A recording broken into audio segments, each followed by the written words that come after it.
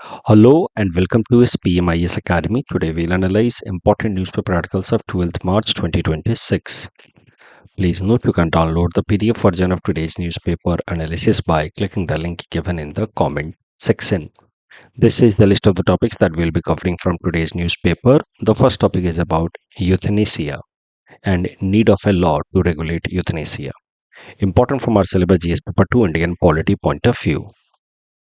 क्या होता है यूथनेसिया, पहले वो ब्रीफली समझ लेते हैं. Euthanasia is also known as assisted dying. Assisted dying means when we allow a person who is suffering for a very long period of time from an incurable painful disease. अगर कोई इंसान काफ़ी लंबे समय से वेजिटेटिव स्टेट में है, सफ़र कर रहा है, तो वैसे इंसान को अगर हम अलाउ करें तो इम्ब्रेस डेथ, तो ऐसी एक्टिविटी को कहा जाता है यूथनेसिया या असिस्टेड डाइंग. यूथनेसिया दो तरीके से अवेल कराई जा सकती है, passive and active. Passive euthanasia का मतलब जो लाइफ सपोर्ट सिस्टम है उसको विड्रॉ कर लेना. मान लीजिए कि कोई इंसान वेंटिलेटर पे है काफ़ी लंबे समय से, तो आपने वेंटिलेटर को विड्रॉ कर लिया, तो इस तरह की एक्टिविटीज को कहा जाएगा passive euthanasia. Active euthanasia where the person who is suffering is subjected to some lethal drugs, या कोई भी ऐसा मैकेनिज्म जिससे उसको डेथ हो जाए, जिससे उसकी डेथ हो जाए, इस एक्टिविटी को कहा जाएगा एक्टिव यूथनेसिया. अगर एक इंसान को मान लीजिए आपने लीथल ड्रग्स इंजेक्ट करके मरने दिया, या फिर कोई और तरीके से you subjected that person to a situation जिससे उसकी डेथ हो जाए, तो इस यूथनेसिया को कहा जाएगा एक्टिव यूथनेसिया. अब कई सारे देशों में पैसिव यूथनेसिया अलाउड है, एक्टिव यूथनेसिया अलाउड नहीं है. कई सारे देशों में इवन एक्टिव यूथनेसिया भी अलाउड है for those who are suffering. जैसे हम आगे आज देखेंगे, भारत के अंदर पैसिव यूथनेसिया अलाउड है लीगली. सुप्रीम कोर्ट ने इसको अलाउ किया in Aruna Shanbaug case of 2011 कि अगर कोई इंसान काफ़ी लंबे समय से सफ़र कर रहा है तो उसका लाइफ सपोर्ट सिस्टम विड्रॉ किया जा सकता है, और अगर उससे उसकी डेथ हो जाती है तो फिर इसको मर्डर की तरह नहीं देखा जाएगा. कई सारे देशों में एक्टिव यूथनेसिया का भी प्रोविज़न है. मतलब अगर कोई इंसान काफ़ी लंबे समय से सफ़र कर रहा है तो सिर्फ लाइफ सपोर्ट सिस्टम ही विड्रॉ नहीं करना है. अगर फैमिली उसकी चाहती है कि उस इंसान को एक डिग्निफाइड डेथ दे दिया जाए by using some external mechanism, तो वो भी अलाउड है. इसको कहा गया active euthanasia. It is allowed in many states of United States of America. US के अंदर कई सारे स्टेट्स में अलाउड है, कहीं नहीं भी है. Canada, Australia, many countries of Europe, they have recognised या legally allowed active euthanasia as well, but Bharat में active euthanasia is not legal. अब बात करते हैं कि यूथनेसिया को लेकर के क्या क्या अभी तक डेवलपमेंट्स हुए हैं भारत के अंदर. अरुणा सॉनबॉग केस 2011 सबसे महत्वपूर्ण केस है यूथनेसिया से संबंधित. Aruna Shanbaug ji was a nurse at KEM hospital in Mumbai and she was sexually assaulted in 1973, जिस कारण से उनको सीवियर ब्रेन इंजरी हुई. उसके बाद से she went into a vegetative state, मतलब आप कह सकते हैं एक तरीके से कोमा में चले गए, और वो कोमा में रही फॉर 42 ईयर्स.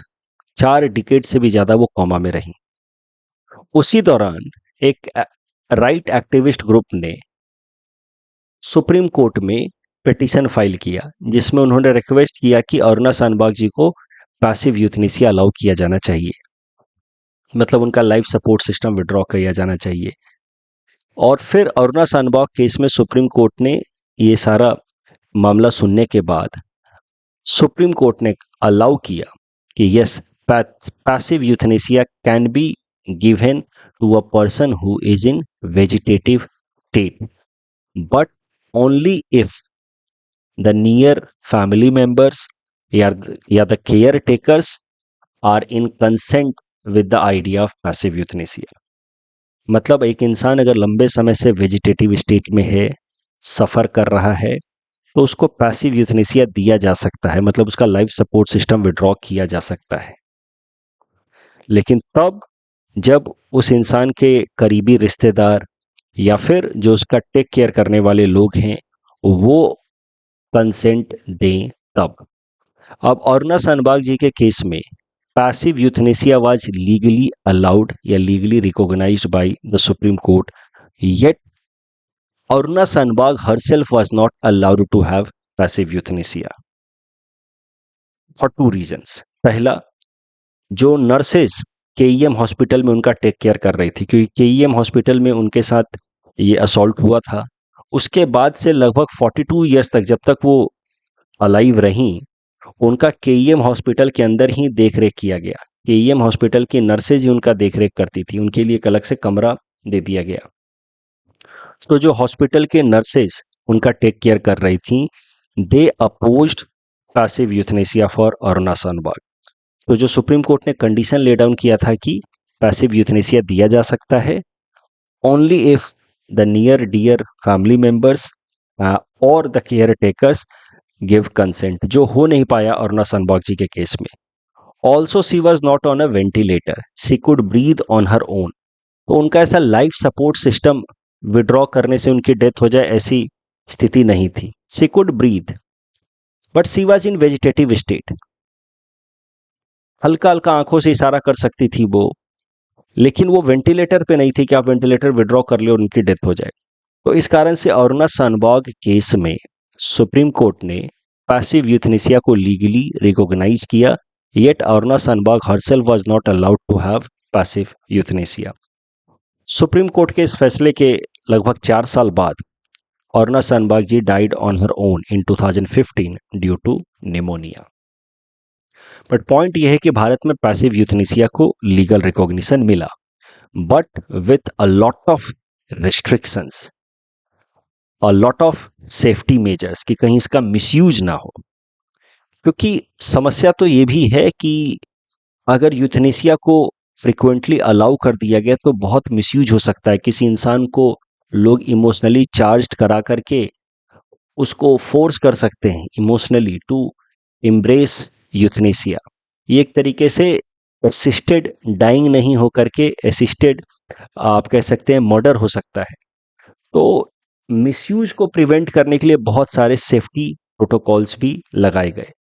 जैसे अरुणा सनबाग जजमेंट के बाद सुप्रीम कोर्ट ने कहा कि passive euthanasia will require approval from high court. High court की कम से कम 2 जजेज की bench case by case passive euthanasia allow करेगी। अब हर मामले में हाई कोर्ट जाना तो संभव नहीं है, तो इसका मतलब यह है कि passive euthanasia was allowed legally but with a lot of constraint, जिस कारण से एक और केस हुआ सुप्रीम कोर्ट में 2018 में, जिसको कहा गया है common cause versus Union of India case. यहां पे इस जजमेंट में सुप्रीम कोर्ट ने article 21 of the constitution, right to life with dignity, को इलाबोरेट करते हुए कहा कि right to life with dignity under article 21 also includes right to die with dignity. अगर एक इंसान काफी लंबे समय से सफर कर रहा है और फिर भी उसको जैसे तैसे जिंदा रखा गया है विथ मेडिकल सपोर्ट, तो कहीं ना कहीं उसका right to life with dignity violate हो रहा है, ब्रीच हो रहा है। That person must be allowed to die. इससे क्या है, कम से कम उसको डिग्निफाइड डेथ तो मिलेगी। तो एक बड़ा यूनिक सा जजमेंट है ये Common Cause versus Union of India वाला, जिसमें सुप्रीम कोर्ट ने कह दिया कि right to die with dignity also is part of article 21 which basically talks about right to life. अब right to die with dignity को फंडामेंटल राइट की तरह रिकॉग्नाइज करने के बाद Supreme Court in this judgement of 2018 laid down the concept of advanced medical directive, जिसको common शब्दों में लिविंग विल भी कहा जाता है। इस कॉन्सेप्ट के हिसाब से अगर कोई इंसान अपना ट्रीटमेंट कराने जा रहा है जिसके बाद संभावना है कि वो वेजिटेटिव स्टेट में चला जाए, टर्मिनली इल हो जाए, या इन जनरल भी एक इंसान को ऐसा लगता है कि उसको अपना एक लिविंग विल बना देना चाहिए कि अगर भविष्य में कहीं वो वेजिटेटिव स्टेट में चला जाए किसी कारण से, तो उसके बाद उसके साथ क्या होना चाहिए, क्या उसको यूथनेसिया दिया जाना चाहिए, पैसिव यूथनेसिया या नहीं। इसको लेकर के एक इंसान जब स्वस्थ है, जब होशो हवास में है, तभी अपना एक विल बना सकता है। इसी को कहा गया है एडवांस मेडिकल डायरेक्टिव। तो अगर कोई आप इलाज कराने जा रहे हैं, कोई सीवियर ऑपरेशन कराने जा रहे हैं, या इन जनरल भी आप पहले से एक लिविंग विल बना सकते हैं। जिसमें आप पहले से ही मेंशन कर सकते हैं as per supreme court judgement इन 2018 कि अगर मैं वेजिटेटिव स्टेट में चला गया तो मुझे पैसिव यूथनेसिया दे दिया जाना चाहिए या नहीं दिया जाना चाहिए, आप पहले ही अपने विल में लिख सकते हैं। लेकिन ये जो प्रोसेस था लिविंग विल बनाने का, ये बड़ा कठिन था। It required 2 witnesses and counter signed by a judicial magistrate. उसके बावजूद भी अगर मान लीजिए कि एक इंसान ने अपना लिविंग विल बना दिया है, बाद में वो वेजिटेटिव स्टेट में चला गया, तो अब जिस हॉस्पिटल में उसका इलाज चल रहा है उस हॉस्पिटल को 2 मेडिकल बोर्ड्स कॉन्स्टिट्यूट करने होंगे, primary and secondary medical board.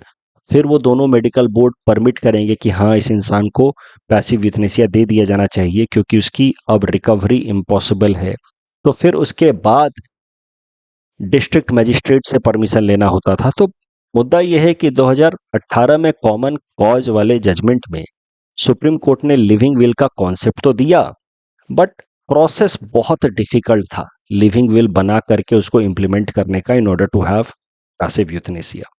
फिर 2023 में सुप्रीम कोर्ट ने वापस से common cause versus Union of India case जो 2018 में शुरू हुआ था उसके अपने फैसले में थोड़ा बदलाव किया और 2023 में बेसिकली लिविंग विल को बना करके उसको इम्प्लीमेंट करने की जो प्रक्रिया है उसको सिंप्लीफाई कर दिया सुप्रीम कोर्ट ने। सुप्रीम कोर्ट ने कहा कि एडवांस्ड मेडिकल डायरेक्टिव या living will can be attested by a notary और gazetted officer and it can be then stored in digital health record and then my medical board will take final decision. हर बात पे जाकर के district magistrate से या court से permission लेने की जरूरत नहीं है। एक इंसान ने अपना लिविंग विल बना दिया, हेल्थ रिकॉर्ड में सबमिट कर दिया। अब लिविंग विल के हिसाब से अगर वो चाहता है कि पैसिव यूथनेसिया दिया जाए, उसको 2 मेडिकल बोर्ड बनाई जाएंगी। दोनों मेडिकल बोर्ड अगर परमिट करती है कि हाँ लिविंग विल के हिसाब से इसको इस केस में पैसिव यूथनेसिया दिया जाना चाहिए तो फिर पैसिव यूथनेसिया दे दिया जाएगा। तो बेसिकली 2023 में जो ब्यूरोक्रेटिक हर्डल्स हैं around living will and passive euthanasia उसको सिंप्लीफाई कर दिया सुप्रीम कोर्ट ने। तो ये 3 मुख्य जजमेंट्स आपको याद रखने हैं यूथनेसिया से संबंधित। Aruna Shanbaug 2011, common cause case 2018 और कॉमन कॉज केस ऑफ 2023। ये 3 आपको याद रखने हैं। अब करंट न्यूज पे आते हैं। हरीश राणा, देख सकते हैं आप इस यंगस्टर को, हरीश राणा जी उत्तर प्रदेश के रहने वाले थे, गाजियाबाद उत्तर प्रदेश के रहने वाले थे। एक एक्सीडेंट में उनको सीवियर चोट लगी 2013 में, तो तब वो 19 साल के रहे होंगे।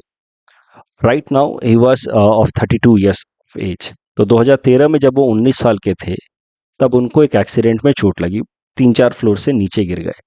तब से ही went into a vegetative state, coma में चले गए, आप सरल भाषा में कह सकते हैं। काफी लंबे समय तक उनके परिवार ने कोशिश की कि वो रिकवर कर जाएं। काफी लंबे समय तक उनका इलाज चलता रहा।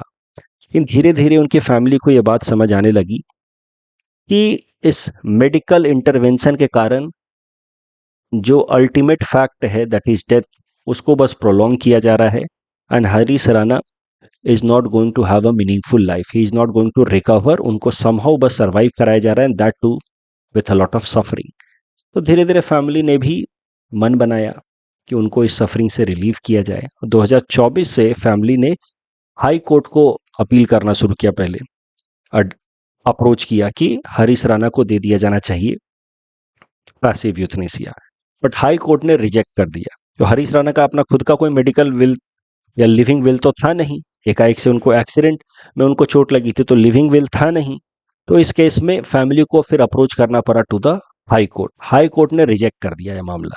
हाई कोर्ट ने कहा कि इस पर्टिकुलर केस में पैसिव यूथनेसिया नहीं दिया जा सकता क्योंकि Harish Rana is able to survive on his own even without some external medical support. वो बात अलग है कि is in complete vegetative state. फिर फैमिली पहुंची सुप्रीम कोर्ट में और सुप्रीम कोर्ट ने फिर कहा कि इस पर्टिकुलर केस में पैसिव यूथनेसिया दिया जाना चाहिए। समहाउ जो बाकी लाइफ सपोर्ट सिस्टम है वो विड्रॉ कर लिए जाएं। So Supreme Court allowed passive euthanasia to be given to Harish Rana ji and with this will be the first time when Supreme court has directed for passive euthanasia to someone. और ना Shanbaug case में supreme court ने passive euthanasia as a concept को legally justify किया लेकिन Supreme court ने passive euthanasia deliver करने के लिए मना कर दिया टू अरुणा सनबॉय। इस पर्टिकुलर केस में supreme court has allowed to deliver passive euthanasia to Harish Rana. साथ ही साथ सुप्रीम कोर्ट ने ये भी हाईलाइट किया कि ये जो यूथनेसिया का मामला है ये काफ़ी सीवियर, इम्पॉर्टेंट एंड कॉम्प्लेक्स मामला है। इस कारण से उस सुप्रीम कोर्ट ने भारत सरकार को अर्ज किया है to make a law regulating euthanasia. अभी तक यूथनेसिया से रिलेटेड जो भी एक्टिविटीज़ हैं it is being regulated as per supreme court judgment. सुप्रीम कोर्ट ने भारत सरकार को अर्ज किया है कि आप एक प्रॉपर कानून बनाइए इस डायरेक्शन में। इस टॉपिक के बेसिस पे ये प्रीलिम्स प्रैक्टिस क्वेश्चन है। Please attempt this question and submit the answer in the comment section. ऐसा मेंस में सवाल पूछा जा सकता है व्हाट इज एक्टिव यूथनेसिया और इसको लेकर के क्या एथिकल कंसर्न्स हो सकते हैं। Next topic is about press note 3 relaxation, important from our syllabus GS paper 3 Indian economy point of view.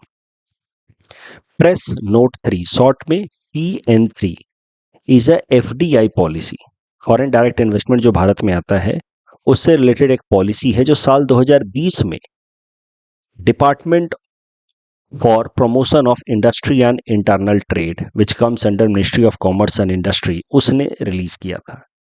Press note 3 जो 2020 में रिलीज की गई थी उसके हिसाब से जो भी देश भारत से बॉर्डर शेयर कर रहे हैं जैसे कि China, Pakistan, Bangladesh, Nepal, Myanmar, Bhutan and Afghanistan, ये सारे देशों से आने वाला जो FDI है भारत के अंदर उसको पहले भारत सरकार से परमिशन लेना होगा case by case basis. In general क्या होता है कि कई सारे foreign direct investment are allowed in automatic approval mode. तो मतलब कई सारे फॉरेन इन्वेस्टमेंट्स करने वाली जो फॉरेन इन्वेस्टिंग कंपनियां हैं या इंडिविजुअल्स हैं उनको भारत सरकार से परमिशन लेना नहीं होता है। कुछ केसेज में स्ट्रेटेजिक क्रिटिकल सेक्टर में इन्वेस्टमेंट के लिए प्रायर अप्रूवल चाहिए होता है, otherwise automatic investment route is allowed for most of the investments. लेकिन ये PN3 पॉलिसी 2020 में रिलीज करके भारत सरकार ने कहा कि जो भी देश भारत से बाउंड्री शेयर कर रहे हैं वहां से आने वाले जो इन्वेस्टमेंट हैं FDI हैं, हर एक इन्वेस्टमेंट को चाहे क्रिटिकल हो या नॉन क्रिटिकल हो भारत सरकार से पहले परमिशन लेना होगा। इसमें indirect investments where also covered. अब इनडायरेक्ट इन्वेस्टमेंट का क्या मामला है समझिए। मान लीजिए कि कोई एक कंपनी है जो सिंगापुर में लोकेटेड है, यानी कि उसका हेडक्वार्टर सिंगापुर में है, लेकिन उस कंपनी के अंदर कुछ चाइनीज इन्वेस्टर्स का थोड़ा बहुत शेयर है। तो ऑफिशियली ये कंपनी होगी सिंगापुर की लेकिन उसमें चाइनीज इन्वेस्टर्स का भी शेयर है।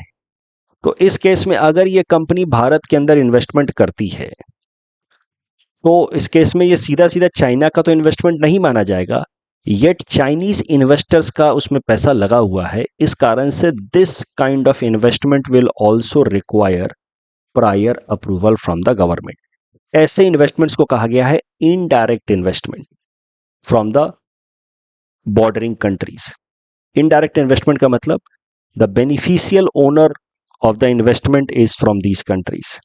The company is registered in some other country, but the owner of these companies are from these bordering countries. तो ऐसे investments को कहा गया indirect investment, and indirect investments were also covered in this PN3, यानी कि उनको भी पहले से परमिशन लेना होगा तभी जा करके भारत में वो पैसा इन्वेस्ट कर पाएंगे। तो बेसिकली ये जो इनडायरेक्ट इन्वेस्टमेंट को भी रिस्ट्रिक्ट किया गया है, that has been done in order to prevent routing investment. Routing investment मतलब किसी और देश के थ्रू अपने इन्वेस्टर, ये बाउंड्री शेयर करने वाले कंट्री के इन्वेस्टर जो हैं किसी और देश के थ्रू भारत में अगर इन्वेस्ट करें तो इसको कहा जाता है रूटिंग इन्वेस्टमेंट। तो रूटिंग इन्वेस्टमेंट को भी रिस्ट्रिक्ट करने के लिए indirect investments were also covered in this PN3 FDI policy. आखिर 2020 में क्यों लाया गया ये PN3 FDI पॉलिसी? तो कारण यह है कि जब कोविड-19 पैंडेमिक शुरू हुआ तो इंडियन कंपनियों के अंदर एक पैनिक और स्ट्रेस का माहौल आ गया। उस वक्त चाइना के कई सारे इन्वेस्टर्स जो हैं they were looking forward to buy major stakes in Indian companies. अब इस एक्टिविटी को प्रिवेंट करने के लिए अपॉर्चुनिस्टिक एक्विजिशन करना चाह रहा था चाइना, और चाइना के कई सारे इन्वेस्टर्स भारत की कंपनियों के अंदर, स्टार्टअप्स के अंदर। तो ये एक्टिविटी को प्रिवेंट करने के लिए भारत सरकार ने अप्रैल 2020 में ये PN3 FDI पॉलिसी को रिलीज किया, जिसके अंतर्गत now investors from China could not take advantage of the crisis in India because of covid pandemic. तो उसके बाद केस बाय केस सरकार अलाउ करती, तभी जाकर के FDI हो पाता। उस प्रोसेस में FDI कमिंग फ्रॉम चाइना या अदर कंट्रीज, बाकी सब कंट्रीज तो नाम के ही हैं, पाकिस्तान से क्या ही इन्वेस्टमेंट आएगा, पैसा भी तो होना चाहिए उतना। तो बाकी सब तो नाम का था, मेन टारगेट तो चाइना को किया जाना था कि वहां से जो इन्वेस्टमेंट आ रहा है वो केस बाय केस देखा जाए। इससे क्या है कि इन्वेस्टमेंट कमिंग फ्रॉम चाइना वो प्रोसेस थोड़ा स्लो हो गया, तो इंडियन स्टार्टअप्स का एक्विजिशन बाय चाइना वो थोड़ा स्लो डाउन हो गया। अब करंट न्यूज ये है, ये तो हो गया आप PN3 FDI पॉलिसी आप समझ गए, क्या था वो समझा आपने, क्यों था वो भी समझा आपने। Opportunistic investment from investors from China, उसको प्रिवेंट करने के लिए। अब करंट न्यूज ये है कि यूनियन कैबिनेट ने थोड़ा सा रिलैक्सेशन अनाउंस किया है under this PN3 2020 FDI policy. इसके अंतर्गत क्या है कि अब ये जो इनडायरेक्ट इन्वेस्टमेंट्स हैं उनमें थोड़ा रिलैक्सेशन अलाउ किया गया है। कैसा रिलैक्सेशन है, देखिए मान लीजिए कि एक कंपनी है सिंगापुर में रजिस्टर्ड, वही वाला एग्जांपल लेते हैं, उसमें चाइना का कोई इन्वेस्टर है, लेकिन इन्वेस्टमेंट जो चाइना से आया है वो 10% से कम है। तो ऐसे केसेस में जहां पे investment from China is less than 10%, ऐसे केसेस में अगर ये कंपनी भारत में FDI करना चाहती है, हेडक्वार्टर्ड सिंगापुर में, चाइना का इन्वेस्टर का पैसा भी लगा है लेकिन 10% से कम, तो उस केसेस में गवर्नमेंट से अप्रूवल लेने की जरूरत नहीं होगी। ये छोटा सा रिलैक्सेशन अलाउ किया गया है। सो global investments now can invest through automatic route if their beneficial ownership is from these boundary countries, but investment should be less than 10%। अगर इन्वेस्टर है भी चाइना से लेकिन उसका इन्वेस्टमेंट उस कंपनी में 10% से कम है, तो उस केस में फिर PN3 वाला नियम नहीं लगेगा, यानी कि prior permission from the government नहीं लेना होगा। ये मेनली नियम लाया क्यों गया है, क्योंकि कई सारी बड़ी बड़ी इन्वेस्टमेंट कंपनियां हैं जैसे ब्लैक रॉक, कार्लाइल, ये सब कंपनियां हेडक्वार्टर्ड हैं अमेरिका में, लेकिन इनके अंदर थोड़ा बहुत इन्वेस्टमेंट चाइना से भी आया हुआ है, 3-4% के आसपास। अब because of this minor amount of investment coming from China, ये जो कंपनियां हैं ब्लैक रॉक या कार्लाइल, ये भारत में अगर इन्वेस्ट करना भी चाहें किसी स्टार्टअप में तो भी नहीं कर पाती, उनको केस बाय केस परमिशन लेना होता है। सो माइनर चाइनीज इन्वेस्टमेंट के कारण 3-4% के कारण ये जो कंपनियां हैं ब्लैक रॉक, कार्लाइल जैसी, ये सब PN3 पॉलिसी के अंतर्गत आ जाती थी। तो अब इस तरीके की प्रॉब्लम्स ना हो, इस कारण से अब माइनर इन्वेस्टमेंट यानी कि लेस देन 10% इन्वेस्टमेंट में अप्रूवल केस बाय केस लेने की जरूरत नहीं है, ऑटोमेटिक इन्वेस्टमेंट किया जा सकता है। सो साल 2020 में यह बदलाव लाया गया था, PN3 पॉलिसी लाई गई थी, requires prior government approval for all FDI coming from neighbouring countries. अब थोड़ा सा बदलाव किया गया है, 10% से कम स्टेक हो तो ऑटोमेटिक अप्रूवल अलाउड है। अगर स्ट्रैटेजिक सेक्टर में इन्वेस्टमेंट करना चाहते हैं हमारे पड़ोसी देश के इन्वेस्टर्स, तो वहां पे भी सरकार से परमिशन लेना होगा केस बाय केस बेसिस, लेकिन वहां सरकार फास्ट ट्रैक अप्रूवल देगी। जनरल कैटेगरी है तब तो फिर उसमें आराम से नॉर्मल चैनल से ही अप्रूवल मिलेगा। सो बस ये वाला इनडायरेक्ट इन्वेस्टमेंट या रूटिंग इन्वेस्टमेंट में थोड़ा सा रिलैक्सेशन दिया है, 10% से कम इन्वेस्टमेंट हो तो वहां पे बहुत ये नियम PN3 नियम नहीं लगेगा। इस टॉपिक के बेसिस पे प्रीलिम्स प्रैक्टिस क्वेश्चन है, please attempt this question and submit the answer in the comment section. Next topic is about BIS earthquake zoning withdrawn, important from our syllabus GS paper 3 disaster management. देखिए bureau of Indian standard उसने भारत के अलग अलग regions को, अलग अलग areas को उनकी अर्थक्वेक रिलेटेड वल्नरेबिलिटी के बेसिस पे कैटेगराइज किया हुआ था, from zone 2 to zone 5, zone 2 से लेकर के जोन 5, 4 अलग अलग कैटेगरीज में बांटा गया था, जोन 2 टू जोन 5। ध्यान देने वाली बात यहां पे यह है कि जोन 1 में कोई भी भारत का एरिया नहीं आता है, मतलब कोई भी एरिया पूरी तरह से सुरक्षित नहीं है अर्थक्वेक के अगेंस्ट। लेकिन कुछ एरिया जैसे हैं जहां पे वल्नरेबिलिटी कम है, उनको रखा गया जोन 2 में। उससे थोड़ी वल्नरेबिलिटी ज्यादा है अर्थक्वेक से रिलेटेड, तो उनको रखा गया जोन 3 में। उससे भी ज्यादा वल्नरेबिलिटी तो जोन 4, सबसे ज्यादा वल्नरेबिलिटी तो जोन 5। तो Himalayan foothills region entire north east it is in zone 5। उसके अलावा ये जो भुज रीजन है गुजरात का, ये सब जोन 5 में है। तो ये पहले से स्टैंडर्ड फॉलो होता आ रहा है। BIS स्टैंडर्ड भारत की टेरिटरी को जोन 2 से जोन 5 में कैटेगराइज किया गया है। अब न्यू अर्थक्वेक जोनिंग अडॉप्ट किया गया BIS द्वारा नवंबर महीने में पिछले साल। 6 नवंबर 2025 को BIS ने एक नया क्लासिफिकेशन रिलीज किया, एक नया स्टैंडर्ड रिलीज किया फॉर अर्थक्वेक जोनेशन। उस नए स्टैंडर्ड को नाम दिया गया IS 1893 2025 कोड, क्योंकि 2025 में आया था। पहले वाला जो स्टैंडर्ड था IS 1893 था, जोन 2 से लेकर के जोन 5 तक का। फिर उसमें रिवीजन किया गया IS 1893 2025 कोड। इसके हिसाब से अब टोटल 5 जोन्स बनाए गए, सेस्मिक जोन्स। पहले थे moving from 4 seismic zones to now 5 seismic zones, zone 2, 3, 4, 5 and 6। तो बेसिकली एक नई कैटेगरी बना दी गई, जोन 6। उन एरियाज को जोन 6 में रखा गया जो बहुत ज्यादा वल्नरेबल है अर्थक्वेक के कारण। लगभग 61% of India's land mass was now classified into moderate to high hazard zones. अगर हम जोन 6 की बात करें तो entire north east now falls as per the new category, it falls in zone 6। अब करंट न्यूज ये है कि भारत सरकार ने जो नया क्लासिफिकेशन अडॉप्ट किया गया था नवंबर 2025 में, IS 1893 2025 कोड, जिसके हिसाब से भारत की धरती को 5 अलग अलग जोन्स में डिवाइड किया गया था, उस नए कैटेगराइजेशन को विड्रॉ कर लिया है because of economic and other policy consequences. सरकार को कई सारे एक्सपर्ट्स ने सजेस्ट किया कि ये जो नई जोनिंग की गई है जोन 6, इस कारण से अब urban planning, building code, construction norms, infrastructure projects, इन सब का अप्रोच, सेफ्टी स्टैंडर्ड हमें बदलना होगा। अब जैसे गुवाहाटी शहर की हम बात कर लें, तो अब गुवाहाटी शहर जोन 6 में आ गया as per the new standard. तो अब गुवाहाटी शहर में जो भी बिल्डिंग्स बनानी होंगी उनको थोड़ा सा हायर स्टैंडर्ड्स फॉलो करना होगा, सेफ्टी स्टैंडर्ड। इससे cost of housing sector, real estate could go up by 20%, जिससे इकोनॉमिक ग्रोथ को नुकसान हो सकता था।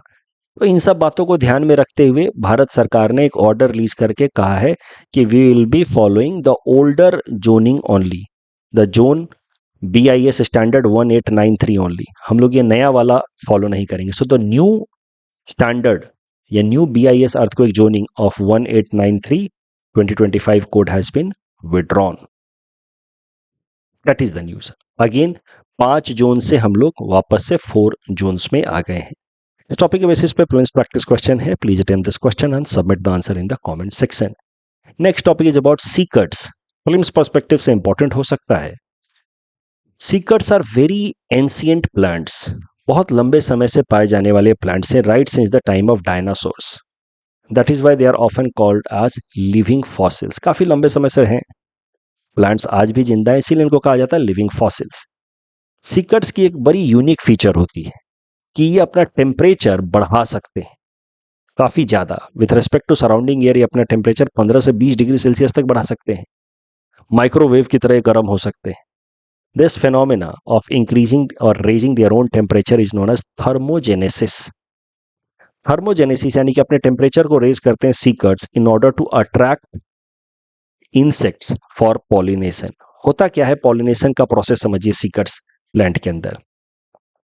ये सीकट प्लांट जो हैं वो अपना टेम्परेचर सराउंडिंग एयर के मुकाबले 15 डिग्री सेल्सियस और उससे भी ज्यादा बढ़ा लेते हैं। अब चूंकि टेम्परेचर बढ़ गया तो इस कारण से इन सीकट प्लांट्स के थ्रू इंफ्रारेड रेडिएशंस रिलीज होता है। These radiations are detected by beetles. तो इन सीकट प्लांट की एक और खासियत है कि इनके अंदर पॉलिनेशन कराते हैं बीटल्स। ये बीटल्स इनके अंदर पॉलिनेशन कराते हैं। और बीटल्स का कैसा है कि they are active during night only, ये दिन में एक्टिव नहीं रहते।